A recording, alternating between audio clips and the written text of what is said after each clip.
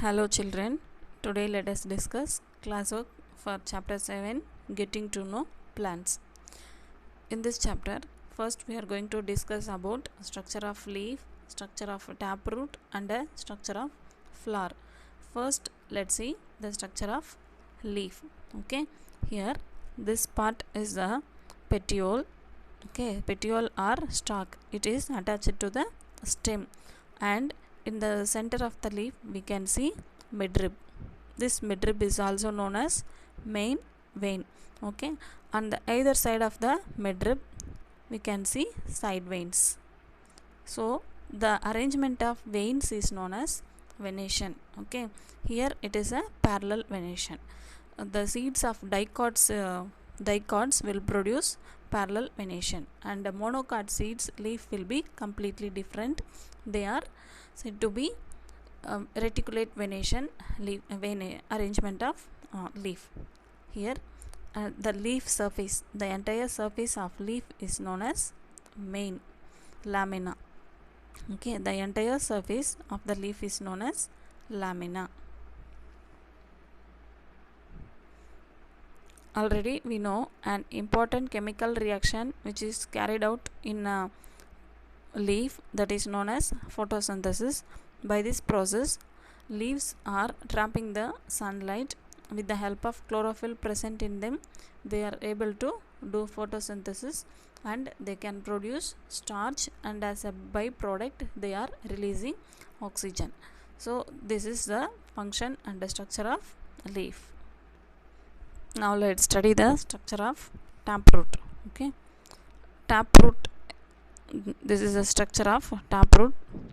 These roots are produced by dicot seeds. Okay, dicot means seed which can be divided into two equal halves. Okay, already you know that. So such seeds will produce taproot. This will penetrate very longer to the ground, and it also has lateral roots on the either sides. So these are called small roots, lateral roots. So this is the structure of taproot. The function of root is to absorb water and minerals from the ground, and they are transporting the water and minerals to the whole parts of the plant by means of a vessel known as xylem. Okay, there is a vascular system in plants. It contains two types of tissues, xylem and phloem, that you will study in your higher classes. For your understanding, I am telling, xylem transports water from the root to whole parts of the plant, and phloem transports food which is prepared in the leaf to whole parts of the plant. Now let's see the structure of flower. Okay, so this is the structure of flower. Here we can see the stalk or a stem of the flower. Upon that, sepals.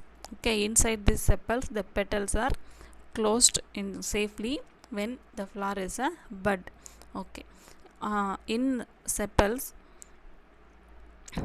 we can see the arrays of pistil, which is known as the female reproductive part of a flower. This pistil contains stigma, style and ovary, three parts. Okay, that we will discuss in later class, and this is known as the female part, and the male part which carries stamen. Okay, so this is known as a stamen. This filament along with anther together is known as stamen. Filament is a thread-like structure which is attached to the base of the flower. On the top of the filament we can see anther. So this anther helps in producing pollen grains, which in turn undergoes the process of fertilization. Okay, this is the function of stamen. Okay, so here anther and filament together known as stamen. Okay, and the colorful part of a flower is known as petals. Okay, this is the structure of flower.